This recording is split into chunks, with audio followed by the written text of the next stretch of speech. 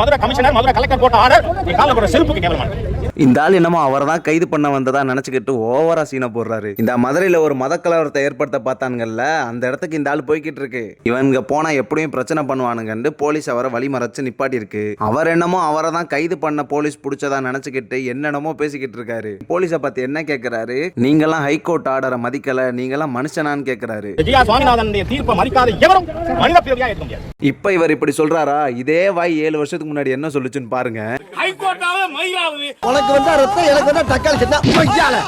வந்துட்டானுங்க நம்ம தமிழ்நாட்டுல பிரச்சனையை கிளப்பி விட. தமிழ்நாட்டுல இவனுங்க என்ன செஞ்சாலும் இவனுங்களால ஒரு மயிரையும் புடுங்க முடியாது. இவனுங்க நினைச்சுக்கிட்டானுங்க சுத்தி எல்லாம் நம்ம ஆளுங்க தான், நம்ம என்ன பண்ணாலும் கேட்கறதுக்கு ஆள் இல்லைன்னு. ஆனா சாம்பிளுக்கு ஹிந்துஸும் முஸ்லீமும் தமிழ்நாட்டுல எப்படி இருக்காங்கிறதுக்கு ஒரு வீடியோ காட்டுறேன் பாருங்க. புதிதாக திறக்கப்பட்ட பள்ளிவாசலுக்கு நாகம்மாள் கோயிலில் இருந்து சீர்வரிசை வழங்கப்பட்டது. மத நல்லிணக்கத்தை போற்றும் வகையில் 50க்கும் மேற்பட்டோர் 30க்கும் மேற்பட்ட சீர்வரிசை தட்டுகளுடன் ஊர்வலமாக பள்ளிவாசலுக்கு சென்றனர்.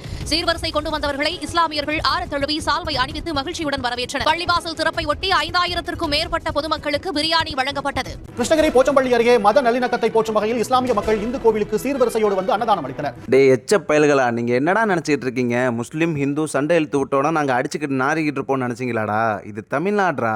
நாங்க ஒத்துமையா அண்ணன் தம்பி மாதிரி இருப்போம்டா.